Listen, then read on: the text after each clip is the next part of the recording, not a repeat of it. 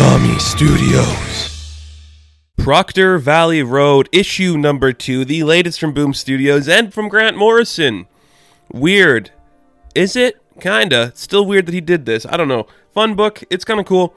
First issue was pretty good. You know, I think it was enjoyable. The characters were fun. The story was unique. It was a little different in the aspect that we've seen of various things like this. You know, we live in an era pretty much where every indie book has like the group of 4 teenage girls doing their thing.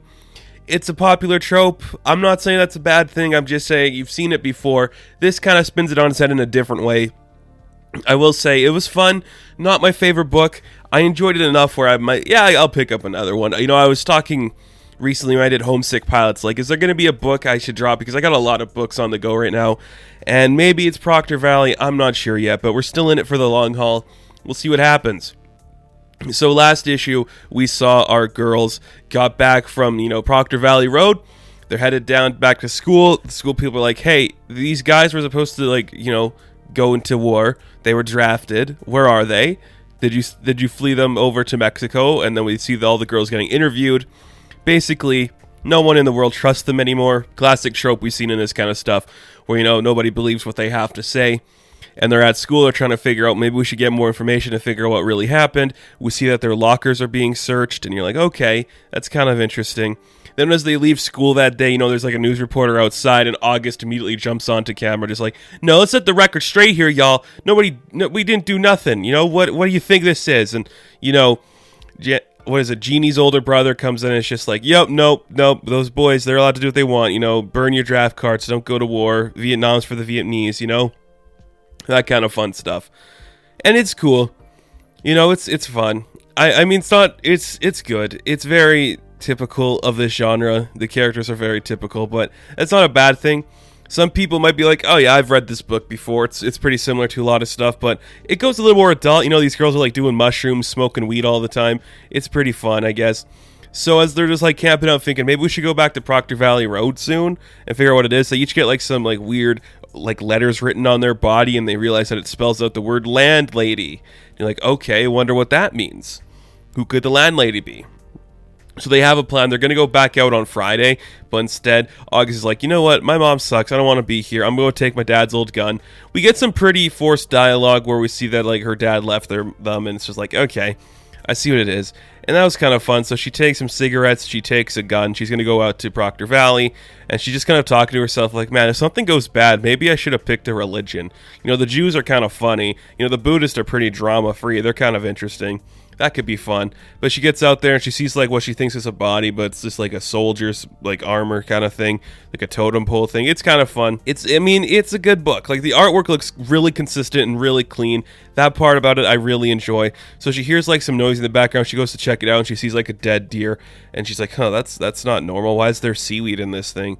And suddenly she sees that the ghost of Skip shows up, and he's like half burnt. His eye is missing. Very two-faced look, and she's like, what the hell is, what's going on here? And she gets attacked by like a ghost car, and everything's kind of freaking out. And you know what? It's setting up its story really good. I will say, like, I think you could do some cool stuff with the characters and like the ghosts we could be seeing here in Proctor Valley. It could be very fun. So far, it's cool. The characters are likable enough where I'm okay with seeing what they're doing.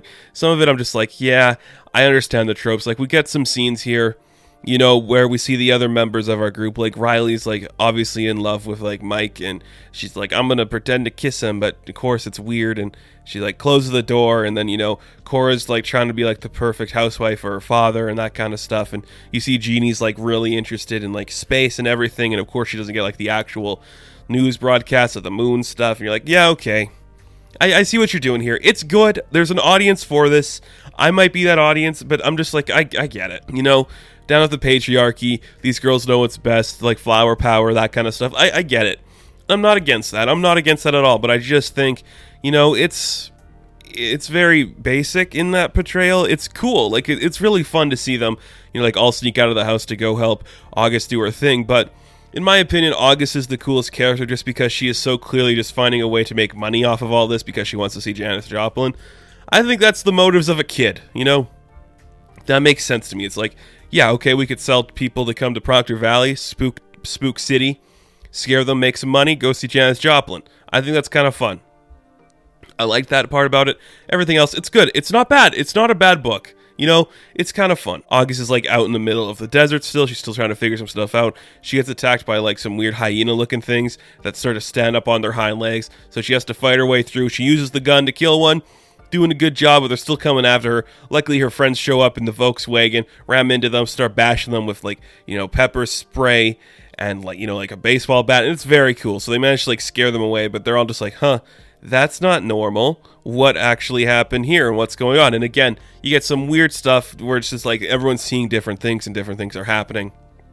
You know, August has a scratch on her arm. Meg could start to crawl out of it.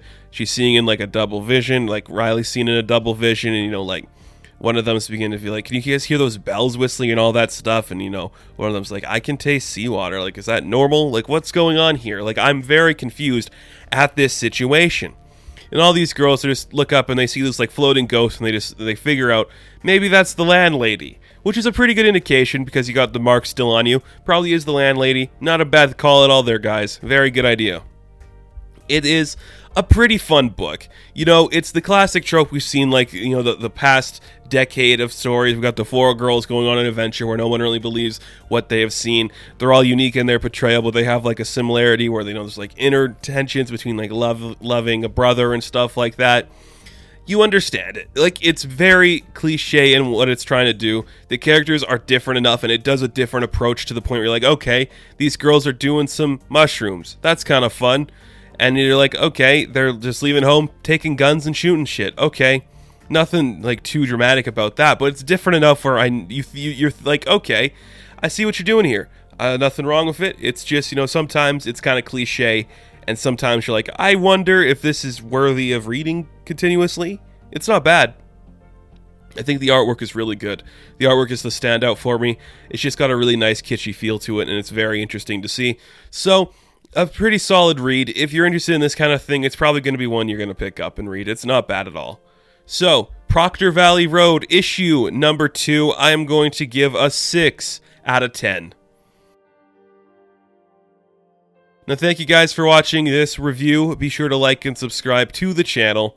As always, you can check me out on Instagram, Patreon, Twitter, all that good stuff, and I will catch you in the next one. Have fun. Stay safe. Good luck.